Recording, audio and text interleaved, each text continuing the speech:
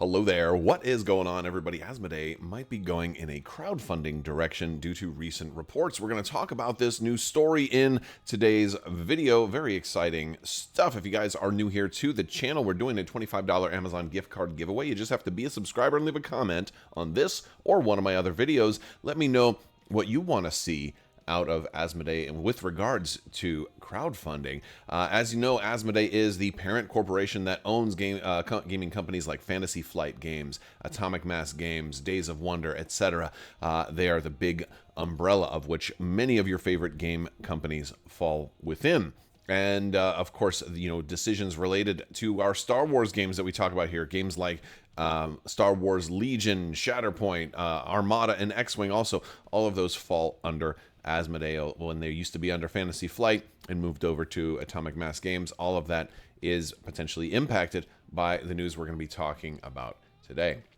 So Board Game Wire published this story about 2 months ago that Asmodee is bringing in David Preddy. He was a big person over at CMON. He was a creative director and chief operations officer. Had a lot to do with CMON's rising success over the past couple of years, and of course, he is a big player when it comes to Kickstarter crowdfunding strategies. CMON used to be known as Cool Mini or Not, Titan in board gaming behind games like Zombicide. They kind of laid the foundation for how modern gaming could thrive under Kickstarter, and the fear of missing out with those Kickstarter exclusives and all the extra pledges, and taking something that you might have spent $70 to $100 for a board game and turning it into like a $600 or even $1,000 pledge at some point because of all of the extras. And while that might sound bad for some people, of course, it was totally optional because you still got most of the gameplay in the core pledge. You didn't necessarily have to get all the extra add-ons. But one of the cool things about what a crowdfunding, a Kickstarter board game or game-found board game would let you do is it would let you have a board game that was just larger than life, a board game that was so much bigger than the sum of its parts. Normally, a board game is a single box, and if you wanted to get a board game that was 20 boxes, you normally just couldn't do that if you had to show up to a store, or a retail options didn't give you the options that Kickstarter and GameFound did.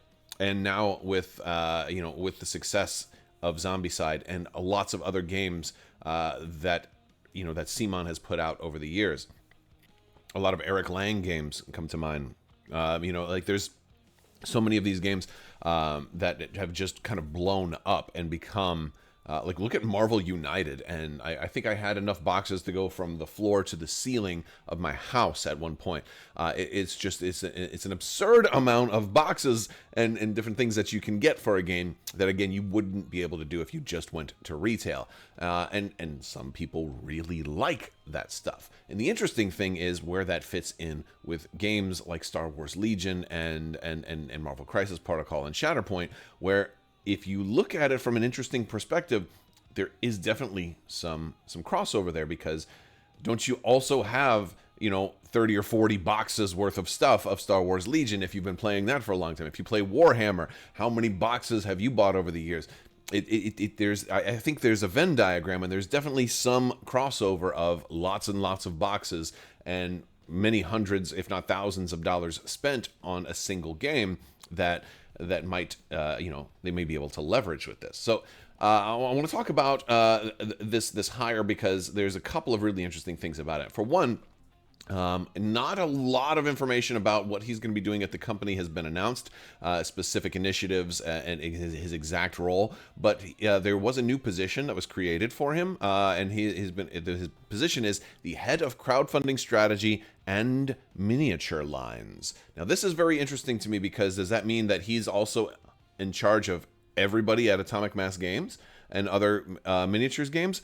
Or is he just the head of crowdfunding strategy as it applies to miniature lines? And so I have a lot of questions, and I would love to get more information about this in the future, because that could be a very interesting thing as far as my channel and my viewers are concerned if Asmodee is taking a different direction with miniature lines. I think with the recent mishandling of X-Wing and Armada and the unfortunate sunset of those games, I think maybe it has caught the attention of some folks at Asmodee that maybe they could do a little bit better with handling of some of these games. For example, you have an entire Star Wars IP right now with 0 space games, no spaceships at all, and you're paying for this entire Star Wars license. So I think there's definitely a whole lot that they could do, and it also begs the question, could X-Wing and Armada really thrive in a Kickstarter environment? That is going to be a subject for another video, so stay tuned for that, because I could talk for days about that subject.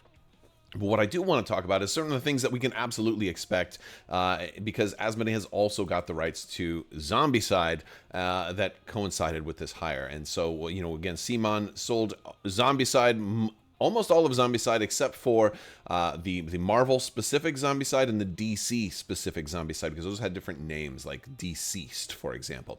But Zombicide is a game that has done extremely well on Kickstarter, and it's a very, very fun game. I've backed a lot of it. Not all of it, but probably more than half of all the Zombicide projects that have come out there, with the Black Plague kind of version, that fantasy version of Zombicide being my personal favorite. But it's a game that's all about lots and lots and lots and lots of miniatures. You have more miniatures on the board of Zombicide than you do in a lot of tabletop war games. It's just a ton of zombies, and you play as 6 survivors, or in some cases less than that, depending on how many you're running. You know, trying to mow down and survive and escape and get out of town and accomplish a mission, and pick up new weapons and explosives and blowing up as many zombies as they can. And it's just plain good fun. It's a great beer and pretzels game. It's a great group game, and because of the cooperative nature of Zombicide, it makes for a great gateway game for somebody who's not even a gamer to be able to sit down at the table, hand them a character. Here, you're going to play this guy, and it's okay. We can help guide you because it's cooperative. We're all on the same team, and we are outnumbered. So you can do what you can take our advice. You can let us tell you exactly what to do, or you can make your own decisions, whatever you feel comfortable with. It's a great way. I've introduced a lot of people to tabletop gaming as a whole with Zombicide, because it's a great first board game to play. Zombicide has also done a lot of crossovers, and this is going to be an interesting one to see where this fits in with what Asmodee is able to do with it in the future, because one of the interesting things they've always done with Kickstarter is they've had Kickstarter exclusives and a lot of miniatures that were designed to look very much like other characters from different shows. For example, classically, the original Zombicide had characters from The Big Bang Theory. Although they were legally distinct because they gave them a different name, it was clear that it was inspired by The Big Bang Theory. And a lot of Zombicide exclusives ended up being copied after existing characters. There's even characters, I think, in Zombicide Black Plague. There was one that looked like Princess Leia from the sequel trilogy, where she was kind of like General Leia, and they gave her like a lightsaber whip or something like that. It was very, very interesting. They've done historical figures, they've done presidents, they've done movie characters, they've done book characters, they've done a lot of different stuff. They've done crossovers with the Teenage Mutant Ninja Turtles, they've done crossovers with Iron Maiden, they've done crossovers with Thundercats, they've done lots and lots of crossovers. All of those items may not be able to fit under the Asmodee current license agreement, since, of course, the game has changed. So it'll be really interesting to see what gets reprinted, what doesn't get reprinted, what goes up in value, what, goes down in value. But also, what can we expect from Zombicide moving forward, since Asmodee has so many other licenses, and especially with their Marvel license, because, again, there was already a separate Marvel Zombicide. I don't know if they'll touch that. There's probably some kind of agreement that says, hey, don't try to do this because you're gonna step on our feet. But the big one I want to talk about is Star Wars. I think Star Wars Zombicide is, of course, something that they're going to have to do. I think if I was David Preddy and I was trying to pitch a new Zombicide for Asmodee, outside of maybe like a relaunch of the core game, which of course you gotta have the core game, Zombicide has almost become a household name. And if there's one thing that a board game company will do, is they will take what works and redo that. Look how many versions of Monopoly exist. Look how many versions of Ticket to Ride exist. There's going to be many more versions of Zombicide. I guarantee that. But I think it stands to reason that one of those versions, maybe not the first, but very early in priority, probably the first one you talk about, is Star Wars Zombicide. We've seen so much with zombies in Star Wars, with, of course, Dathomir and Night Sister zombies. There was Geonosians and Geonosian zombies. And, of course, in Ahsoka, we got zombie stormtroopers. And then if we go back before the Disney takeover, we also had, like, entire planets that were, like, that they had, like, Night of the Living Dead. And, you know, again, this zombies in Star Wars have always existed. If you go to the High Republic, you have Drengir, which are, like, scary plant monsters. You have rancors that could work as, like, in place of abominations. You know, there's all kinds of interesting ways that a Star Wars version of Zombicide could really work, and this would be a very, very, very cool thing. I would love to see it. I don't know if this would be something. Again, one of the hallmarks to Zombicide also is that the miniatures do not come on a sprue. They come pre-assembled, and they come in colored plastic, but not pre-painted. So you can have, you know, certain characters, like, hey, you're playing this guy, he's the blue character, but all the zombies are gray. So it's very clear to tell. So you can play it straight out of the box. You don't have to paint it at all. Painting has never been a requirement of Zombicide. It's just a fun option to do. So I could see like a Zombicide moving over to like a Z-Man Games or a Days of Wonder or something like that, that already does stuff that has plastic in it, but not necessarily plastic that must be hobbied. Right, so that's kind of where I see Zombicide going, but then again, they may not. They may do something, may surprise us with that. But in addition to, like, the concepts of a Star Wars Zombicide, what else might they do? Because I don't think it ends there. I think they continue to do multiple versions of classic Zombicide. I think they look at the 3 different timelines that you have of Zombicide, maybe 4. Because they did, like, Wild West stuff also, but you have, like, kind of modern, current day Zombicide. A lot of stuff works with that. There's a lot of things that just fit into modern time, and you could do something like The Purge with, like, there's crazy people out there too. You could do, like, vampire stuff, which kind of fits into modern day. You can do more Wild West stuff. Definitely do more fantasy stuff. There's a lot of stuff they can do there, and I also see them going into Zombicide Invader, which I don't think was as popular as the other versions of Zombicide, but of course that's one where Star Wars could fit very well. I think they might make Star Wars Zombicide its own separate thing. I don't think they'll necessarily get the approval to do a Star Wars Zombicide if it, you know, if it seamlessly fits into everything else. I think it would have to at least be marketed as being a standalone version of Zombicide, like some of the other games have been. That's my guess. But I think there's other IPs that Asmodee also has that could definitely work with this. I think Cthulhu could easily work with this. There's all of the Lovecraftian Zombicide would definitely would work. You'd have all the cultists, and then you could summon all kinds of monsters and creatures, and again, that would kind of fit into not exactly like an 1800s kind of vibe, but, you know, again, it fits. It would be its own separate thing probably.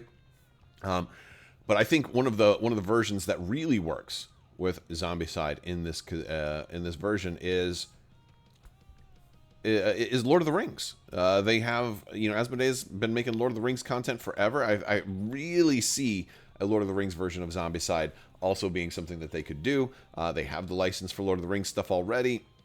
You've got, you know, you take your Fellowship characters, boom, you start with 9 heroes in the box. You start with only 6 heroes in the box, like Zombicide normally does, and have 3 that are, you know, separate purchases and your add-ons and stuff like that.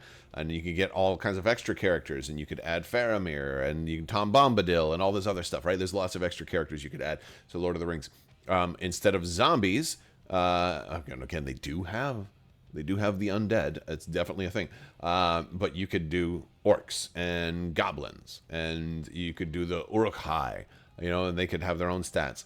But then you also have so many excellent characters for, like, boss level characters or abominations. You got the cave troll, which works out perfectly. You could do the Nazgul, you know, and you could do larger monsters also too. There's so many very, very cool options. I don't know if you'd fit like elephants or anything like that in there, but there's definitely a whole lot that you could do. And I feel like a Lord of the Rings Zombicide would be awesome because it really does kind of fit. I mean, think of going through the mines of Moria, for example. Like that's how you'd market it. Like, and that was you do Lord of the Rings Zombicide, Chapter 1, Mines of Moria, right? Like, and that's the theme on your box, right? That something like that. I mean, it all writes itself. It's not my idea. It's J.R.R. Tolkien's idea. I'm not taking credit for the idea. CMON made Zombicide. J.R.R. Tolkien made Lord of the Rings. It seems like it fits very well together, just like Star Wars fits really well with it. Also, Stormtroopers, Rancors as the abominations, like Night Sister zombies, all kinds of cool stuff. It all works. There's a tons of different things that you can do with it. I think it absolutely works. I think it'd be really a fun thing to do, and it's just a fun beer and pretzels kind of game. And it doesn't all have to be Zombicide. If Asmodee decides to go crowdfunding, there's definitely other board games that they can do. Any kind of board game that's going to be larger than life, a really big box board games. Christian Peterson initially wanted to do, there was a documentary done on Twilight Imperium when Twilight Imperium 4th edition was coming out, and because the game was going to be so big, one of the things he wanted to do was just put it on Kickstarter. I think they ended up having to scale it back a little bit, and then some of the stuff I think they wanted in the base game ended up being in expansions, and so you end up still spending multiple hundreds of dollars, but it's spread out over years where you could get all of that up front.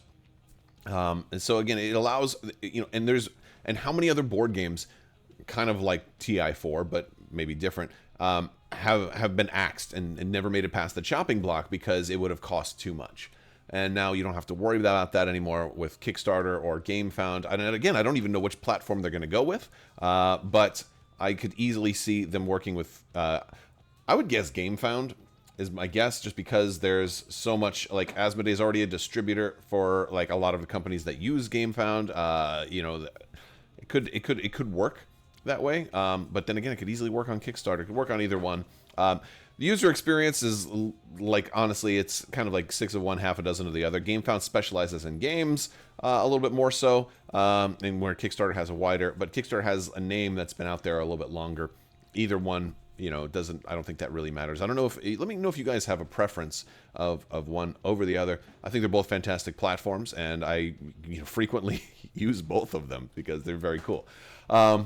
Anyway, that's the news story. I'll put a link to the article if you want to read a little bit more about the David Preddy's role at CMON and what else has been going on with all of that. I'm going to put a link down in the video description below where you can check it out.